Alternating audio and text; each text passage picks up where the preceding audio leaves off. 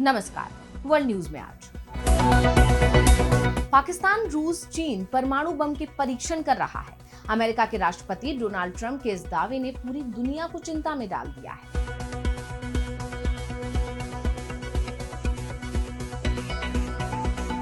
Trump ने कहा है कि ये देश परमाणु बम का परीक्षण तो कर रहे हैं, लेकिन दुनिया से छिपा रहे हैं, क्योंकि परमाणु परीक्षण जमीन के अंदर किए जा रहे हैं। पाकिस्तान के परमाणु बम के परीक्षण की खबर ने भारत को चिंता में डाल दिया, क्योंकि पाकिस्तान के मंत्री लगातार एक ही बात कहते रहे हैं कि उनके परमाणु बम भारत के लिए हैं। अब पाकिस्तान को लेकर जब ट्रंप ने बड़ा खुलासा किया है कि पाकिस्तान ने किया न्यूक्लियर टेस्ट, तो इस खुलासे पर पाकिस्तान की तरफ से सफाई आई है। इसी पर हम करेंगे विस्तार से चर्चा, लेकिन आइए जरा उन खबरों को भी देख लें जिन पर आगे होगी बात। ईरान के supreme leader Ayatollah Ali Khamenei ने अमेरिका की तरफ बढ़ाया दोस्ती का हाथ। कहा, अमेरिका के साथ मजबूत संबंध बनाने को ईरान तैयार, लेकिन रखी एक बड़ी शर्त। न्यूयॉर्क में मेयर चुनाव के लिए वोटिंग से पहले ट्रंप ने दी धमकी, अगर ममदानी बने मेयर तो न्यूयॉर्क होगा बर्बाद, नहीं देंगे कोई फंड। नेपाल में जेनजी के साथ खेल की तैयारी। एक साथ आई नेपाल की 8 कम्युनिस्ट पार्टियां। जिन दलों के खिलाफ जेनजी, उन्होंने खुद को किया पहले से मजबूत। और चलते चलते में देखेंगे दुनिया में 2 अरब 60 करोड़ साल पुराने पानी को वैज्ञानिकों ने बताया कैसा है इसका स्वाद। इन सभी खबरों पर हम विस्तार से करेंगे बात, लेकिन पहले एक नजर हेडलाइंस पर। बांग्लादेश की सबसे बड़ी party Bangladesh nationalist party BNP ने शुरू की चुनाव की तैयारी। देश की 300 में से 237 सीटों पर घोषित किए उम्मीदवार। खालिदा जिया 3 सीटों पर लड़ेंगी चुनाव। सूडान के अल-फाशेर पर आरएसएफ के कब्जे के बाद हालात हुए बेकाबू। जान बचाने के लिए शहर छोड़कर भागे 70,000 से ज्यादा लोग। आरएसएफ आतंकियों ने 2,000 की ली जान। पाकिस्तान की सेना ने अफगान तालिबान को दी धमकी, अगर आतंकी हमला हुआ तो तुरंत खत्म हो जाएगा सीजफायर को जारी रखने के लिए 6 नवंबर को इस्तांबुल में होना है तालिबान और पाकिस्तान की बैठक। इजरायल और हमास के बीच बंधकों के बाद अब शवों की अदला बदली। इजरायल ने 45 फलस्तीनियों के तो हमास ने 3 इजरायली बंधकों के सौंपे शव। अमेरिका के राष्ट्रपति डोनाल्ड ट्रंप ने जब से ये खुलासा किया है कि रूस, चीन और पाकिस्तान परमाणु हथियारों के परीक्षण कर रहे हैं, उसके बाद से ही पूरी दुनिया में चिंता दिखाई दे रही है। हिंदुस्तान में भी सवाल पूछे जा रहे हैं कि क्या चीन और पाकिस्तान की रणनीति में वो फंस गया है। ट्रंप के बयान से एक बात साफ हो गई है कि पाकिस्तान ने हाल ही के दिनों में परमाणु परीक्षण किए हैं, बस इसका खुलासा नहीं किया है। पाकिस्तान अपने न्यूक्लियर टेस्ट बलूचिस्तान के चगाई और खारन रेगिस्तान में रास को पहाड़ियों में करता है। 28 मई और 30 मई 1998 को पाकिस्तान ने जो 7 परमाणु परीक्षण किए थे, वो इसी जगह किए थे। और ट्रंप का दावा है कि पाकिस्तान ने इसके बाद भी परमाणु परीक्षण किए हैं, जबकि पाकिस्तान की तरफ से कभी भी ये बात कबूल नहीं की गई है। ट्रंप के इस दावे पर अर्थक्वेक लिस्ट की रिपोर्ट भी मोहर लगा रही है, जिसके अनुसार बलूचिस्तान में जिस जगह पाकिस्तान परमाणु परीक्षण करता है, वहां पिछले 10 साल में भूकंप के हल्के झटके महसूस किए जाने का आंकड़ा तेजी से बढ़ा है।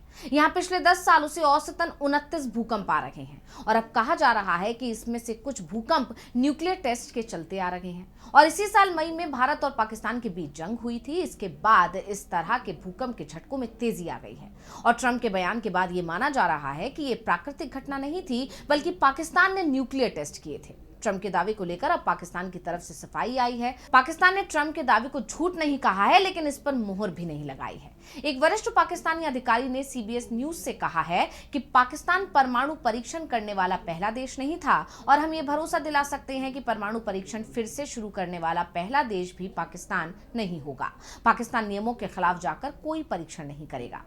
वैसे पाकिस्तान के दावे पर सवाल उठ रहे हैं। ऐसे मामलों में पाकिस्तान का ट्रैक रिकॉर्ड भी बताता है कि वो कभी सच्चाई स्वीकार नहीं करता। और जिस तरह से पाकिस्तान की सफाई आई है कि वो पहला देश नहीं होगा जो परमाणु परीक्षण करेगा, ट्रंप भी यही बात बता रहे हैं कि पाकिस्तान अकेला ऐसा देश नहीं है जो परमाणु परीक्षण कर रहा है, बल्कि रूस, चीन और उत्तर कोरिया भी ऐसा ही कर रहे हैं। वैसे ट्रंप के दावे को चीन ने भी खारिज कर दिया है। चीनी विदेश मंत्रालय की प्रवक्ता माओ निग ने कहा, बीजिंग एक आत्मरक्षात्मक परमाणु रणनीति पर कायम है और परमाणु परीक्षणों पर अपने प्रतिबंधों का पालन करता है। संयुक्त राष्ट्र सुरक्षा परिषद के एक स्थायी सदस्य और एक परमाणु हथियार संपन्न देश के रूप में चीन परमाणु हथियारों का पहले इस्तेमाल न करने की नीति का पालन करता है। एक आत्मरक्षात्मक परमाणु रणनीति बनाए रखता है और परमाणु परीक्षण स्थगित करने की अपनी प्रतिबद्धता का सम्मान करता है।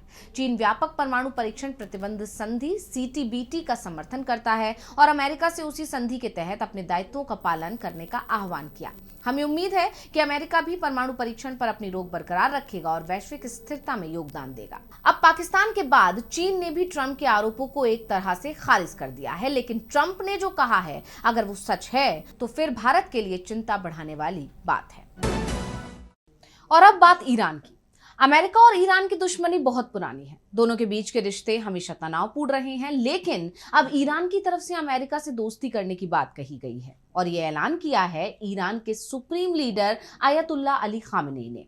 खामेनी का ये बयान इसलिए बेहद महत्वपूर्ण माना जा रहा है क्योंकि हाल ही में ईरान के राष्ट्रपति मसूद पेजेश्कियन ने खुलासा करते हुए कहा था कि ईरान नए परमाणु संयंत्र बना रहा है जो पहले से भी मजबूत होंगे। ईरान को परमाणु संयंत्र बनाने में रूस मदद करेगा। इसके लिए दोनों देशों के बीच समझौता भी हो गया है। इस समझौते में बुशहर में 4 न्यूक्लियर प्लांट बनाए जाएंगे। इसके अलावा उत्तरी दक्षिणी तटरेखाओं पर 4 परमाणु ऊर्जा संयंत्रों का निर्माण किया जाएगा। खामेनी ने भी इसे लेकर साफ कर दिया है कि ईरान अपने परमाणु कार्यक्रम से समझौता नहीं करेगा, लेकिन बात अमेरिका से दोस्ती की है तो ईरान ने अपने दरवाजे अमेरिका के लिए खोल दिए हैं, लेकिन ये दोस्ती बिना शर्त नहीं होगी। खामेनी ने कहा, जब तक अमेरिका इजराइल का साथ देता रहेगा, मध्य पूर्व में दखलंदाजी जारी रखेगा और अपने सैन्य ठिकाने बनाए रखेगा, तब तक तेहरान के साथ उसकी दोस्ती मुमकिन नहीं है। खामेनी ने बिना लाग लपेट कहा कि तेहरान अब अधूरे भरोसे पर कोई सौदा नहीं करेगा। जून में अमेरिका ने धोखा दे दिया था। एक तरफ तो ईरान के साथ बातचीत कर रहा था तो दूसरी तरफ उसने इजराइल को हमला करने की छूट दे दी थी। यानी बातचीत के बीच अमेरिका ने ईरान को धोखा दिया था। इसलिए अमेरिका से दोस्ती की खामेनी ने शर्त रखी है, जिसमें सबसे प्रमुख है कि अमेरिका को इजराइल का साथ छोड़ना होगा। अमेरिका ऐसा करेगा तभी ईरान के साथ दोस्ती का रास्ता खुलेगा। खामेनी ने साफ साफ कह दिया है कि अगर अमेरिका इजराइल गठबंधन बना रहेगा तो ईरान के साथ अमेरिका के संबंध सामान्य नहीं हो पाएंगे। खामेनी ने दोस्ती का हाथ ट्रंप के बयान के बाद बढ़ाया है। अक्टूबर में ट्रंप ने कहा था कि अमेरिका ईरान के साथ सहयोग और दोस्ती के लिए तैयार है, बशर्ते तेहरान राजी हो, और खामेनी ने भी साफ कह दिया है कि हम तैयार हैं। अब अमेरिका को इसके लिए कदम उठाने होंगे, लेकिन सवाल ये भी उठ रहे हैं कि जब एक तरफ अमेरिका ईरान पर लगातार दबाव बढ़ा रहा है, प्रतिबंधों को सख्त कर रहा है, और दूसरी तरफ ट्रंप दोस्ती के लिए हाथ खुले होने की बात भी कह रहे हैं, यानी डंडे के जोर पर ईरान को धमकाया जा रहा है कि वो अमेरिका से दोस्ती करे। ऐसे में ईरान इसे कैसे गंभीरता से ले? और अब खामेनी का जो बयान सामने आया है उसमें उन्होंने साफ कर दिया है कि दोस्ती दबाव में नहीं करेंगे। इस बीच खामेनी के करीबी के उस खुलासे ने भी ट्रंप की नींद उड़ा दी है, जिसमें दावा किया गया है कि ईरान 2 सप्ताह में परमाणु बम बना सकता है। ईरान परमाणु बम बनाने की क्षमता हासिल करने के बेहद करीब है। दावा यहां तक किया जा रहा है कि ईरान एक साथ 10 परमाणु बम बना सकता है। अब आगे बढ़ते हैं और बात करते हैं अमेरिकी चुनाव की। अमेरिका में आज न्यू जर्सी और वर्जीनिया के गवर्नर पद के साथ ही न्यूयॉर्क सिटी, मिनियापोलिस के मेयर का चुनाव हो रहा है। अमेरिका में ठीक 1 साल बाद कांग्रेस के चुनाव होंगे। ऐसे में आज होने वाले चुनाव को डोनाल्ड ट्रंप की लोकप्रियता की बड़ी परीक्षा भी कहा जा रहा है। अगर डेमोक्रेट्स को जीत मिलती है तो इसका असर ट्रंप की नीतियों पर पड़ सकता है, लेकिन ट्रंप की रिपब्लिकन पार्टी जीतती है तो फिर उनकी नीतियां और सख्त हो सकती हैं। वैसे इन चुनावों में अगर सबसे ज्यादा चर्चा किसी की हो रही है तो वो है न्यूयॉर्क सिटी के मेयर का चुनाव। डेमोक्रेटिक उम्मीदवार जोहरान ममदानी न्यूयॉर्क सिटी के मेयर चुनाव में जीत के बड़े दावेदार माने जा रहे हैं। चुनाव से ठीक पहले जो सर्वे सामने आए हैं उसमें भी ममदानी की जीत तय बताई जा रही है। ममदानी को ट्रंप का कट्टर विरोधी माना जाता है, तो ट्रंप भी ममदानी की जीत किसी भी कीमत पर रोकने की कोशिश कर रहे हैं और अब तो उन्होंने सीधे सीधे न्यूयॉर्क की जनता को ही धमकी दे दी है। ट्रंप ने कहा कि अगर डेमोक्रेटिक उम्मीदवार जोहरान ममदानी न्यूयॉर्क सिटी के मेयर चुनाव में जीत गए तो वो न्यूयॉर्क के लिए जारी होने वाले पूरे फंड को रोक देंगे। ममदानी मेयर बने तो बर्बादी आ जाएगी। ट्रुथ सोशल पर पोस्ट करते हुए ट्रंप ने कहा, अगर कम्युनिस्ट उम्मीदवार जोहरान ममदानी न्यूयॉर्क सिटी के मेयर चुनाव जीत जाते हैं तो यह असंभव है कि मैं फेडरल फंड दूंगा। मैं सिर्फ वो न्यूनतम राशि दूंगा जो कानूनी रूप से देना जरूरी है। कम्युनिस्ट होने के नाते इस कभी महान शहर के पास सफलता या अस्तित्व की कोई संभावना नहीं है। अगर कम्युनिस्ट शहर के नेतृत्व में होंगे तो हालात सिर्फ और खराब होंगे और मैं राष्ट्रपति के रूप में बुरे काम के पीछे अच्छे पैसे नहीं भेजना चाहता। ये मेरा कर्तव्य है कि मैं राष्ट्र को चलाऊं और मेरा विश्वास है कि अगर ममदानी जीत गए तो न्यूयॉर्क सिटी पूरी तरह से आर्थिक और सामाजिक आपदा में बदल जाएगा। ममदानी को चुनाव हराने के लिए ट्रंप ने रिपब्लिकन उम्मीदवार कर्टिस स्लिवा पर भी हमला बोल दिया। उन्होंने कहा कि स्लिवा को वोट देना ममदानी को वोट देने के बराबर है। दरअसल मेयर चुनाव में ममदानी को न्यूयॉर्क के पूर्व गवर्नर एंड्रयू क्यूमो कड़ी टक्कर देते दिखाई दे रहे हैं और ट्रंप ने भी क्यूमो का समर्थन किया है।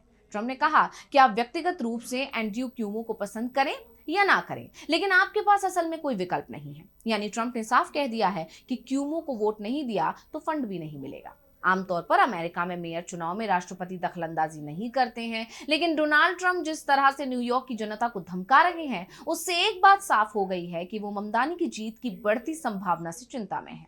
ये बात तो आप जानते ही हैं कि 34 वर्षीय ममदानी भारतीय मूल के हैं। उनका जन्म युगांडा में हुआ, लेकिन उनका परिवार न्यूयॉर्क सिटी आ गया। वो न्यूयॉर्क स्टेट असेंबली के सदस्य और डेमोक्रेटिक सोशलिस्ट हैं जो मेयर पद के लिए चुनाव लड़ रहे हैं। उनका मुकाबला निर्दलीय उम्मीदवार एंड्रयू क्यूमो और रिपब्लिकन उम्मीदवार कर्टिस स्लिवा से है। अब आगे बढ़ते हैं और बात करते हैं नेपाल की। नेपाल में जेनजी के प्रदर्शन के चलते तख्ता पलट हो गया, लेकिन अब सियासी दलों ने जेनजी के साथ खेला करने की तैयारी कर ली है। जिन सियासी दलों को सत्ता से हटाने के लिए जेनजी सड़क पर उतरे, वही सियासी दल चुनाव से पहले सत्ता के प्रमुख दावेदार बन गए हैं। यानी नेपाल में चुनाव होते हैं तो वही दल सत्ता में आ सकते हैं जिनके खिलाफ जेनजी ने आंदोलन किया था। दरअसल कम्युनिस्ट नेता और पूर्व प्रधानमंत्री पुष्प कमल दहल प्रचंड ने बड़ा दांव खेला है। प्रचंड के नेतृत्व में नेपाल की 8 कम्युनिस्ट पार्टियों ने विलय की घोषणा की है। विलय के बाद जो नई पार्टी बनी है उसका नाम कम्युनिस्ट पार्टी नेपाल समाजवादी रखा गया है। प्रचंड और पूर्व प्रधानमंत्री माधव कुमार नेपाल इस पार्टी का नेतृत्व करेंगे। 2017 के बाद ये पहली बार है जब नेपाल में कम्युनिस्ट पार्टियां एकजुट हुई हैं।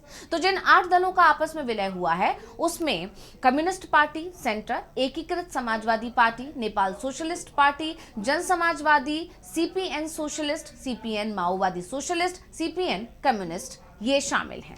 अब सबसे बड़ी बात तो ये है कि कम्युनिस्ट पार्टियों के इस विलय में नेपाल की समाजवादी पार्टियां भी शामिल हैं। नेपाल समाजवादी पार्टी के अध्यक्ष महेंद्र राय यादव, जिन्होंने सहमति पत्र पर हस्ताक्षर किए हैं, उन्होंने कहा हमारी पार्टी वामपंथी नहीं थी, लेकिन अब हम वामपंथी धारा के साथ हैं और यही कारण है कि नए दल के नाम में कम्युनिस्ट और समाजवाद दोनों का नाम जोड़ा गया है। जिस तरह से 8 दलों के विलय के बाद नई पार्टी बनी है, उसके बाद दावा किया जा रहा है कि नेपाल में होने वाले चुनाव में ये दल बड़ा उलटफेर कर सकता है, क्योंकि इन दलों का जमीन पर अभी भी मजबूत आधार बचा हुआ है और एकजुट होने के बाद ये ताकत और ज्यादा बढ़ गई है। दरअसल नेपाल में सितंबर 2025 में जेनजी के आंदोलन के बाद पीएम केपी शर्मा ओली को इस्तीफा देना पड़ा था। ओली के सत्ता से जाने के बाद सुशीला कार्की के नेतृत्व में अंतरिम सरकार का गठन हुआ। अंतरिम सरकार का काम 5 मार्च 2026 तक आम चुनाव कराना है और कम्युनिस्ट पार्टियां इसी चुनाव की तैयारियों में जुट गई हैं। और अब चलते चलते मैं बात करेंगे 2.6 अरब साल पुराने पानी की। जरा सोचिए, दुनिया की एक ऐसी जगह की जहां सूरज की रोशनी कभी नहीं पहुंची, जहां अरबों सालों से सब कुछ जस का तस रुका हुआ है। कनाडा की एक गहरी खदान के मीलों नीचे वैज्ञानिकों को ठीक ऐसा ही कुछ मिला है जिसने उनको हैरान कर दिया है। जी हाँ, वैज्ञानिकों को मिला है 2.6 अरब साल पुराना पानी, जिसे धरती का सबसे प्राचीन जल स्रोत माना जा रहा है। दरअसल साल 2016 में प्रोफेसर बारबरा शेरवुड लोलर के नेतृत्व में भूवैज्ञानिकों की एक टीम ने कनाडा के एक खदान में 3 किलोमीटर नीचे उतरकर धरती के गहरे जैवमंडल यानी डीप बायोस्फीयर के रहस्य जानने की कोशिश की। लेकिन यहाँ उन्हें जो मिला वो उनके लिए किसी खजाने से कम नहीं था। चट्टान के अंदर वैज्ञानिकों ने बहते हुए पानी की एक सक्रिय धारा देखी और ये सिर्फ कोई रुका हुआ तालाब नहीं था, बल्कि ये चट्टान के ऊपर की ओर उबल रहा था। प्रोफेसर बताती हैं कि लोग सोचते हैं कि ये पानी चट्टान के अंदर फंसा होगा, लेकिन ये सीधे ऊपर बह रहा है। और इस प्राचीन जल स्रोत ने केवल धरती के इतिहास को ही नहीं बदला, बल्कि एक ऐसी आत्मनिर्भर जीवन प्रणाली यानी सेल्फ सस्टेनिंग सिस्टम का खुलासा किया जो सूरज की रोशनी के बिना पनपती है। वैज्ञानिकों को इस पानी में सल्फेट के निशान मिले, जो साबित करते हैं कि करोड़ों सालों से यहाँ सूक्ष्म जीवों की गतिविधियां चल रही थी। ये पानी एक तरह से टाइम कैप्सूल की तरह है। ये खोज पृथ्वी के बाहर जीवन की तलाश के लिए भी बेहद महत्वपूर्ण है। यदि भारी दबाव और अंधेरे में हमारे ग्रह पर जीवन संभव है, तो मंगल, यूरोपा या एनसेलाडस जैसे बर्फीले ग्रहों के नीचे भी जीवन हो सकता है। और हाँ, क्या आप जानते हैं कि प्रोफेसर शेरवुड ने इस पानी को चखा भी। उन्होंने बताया कि पानी बेहद नमकीन और कड़वा था, सामान्य समुद्री जल से भी कहीं ज्यादा नमकीन। ये इस बात का प्रमाण है कि अरबों सालों से खनिजों के साथ मिलता रहा है। तो है ना ये एक अद्भुत खोज, जो हमें बताती है कि हमारी पृथ्वी अपनी परतों में कितने रहस्य छुपाए हुए हैं। तो आज इस वर्ल्ड बुलेटिन में इतना ही। आप देखते रहिए डीवी लाइव और मुझे दीजिए इजाजत। नमस्कार।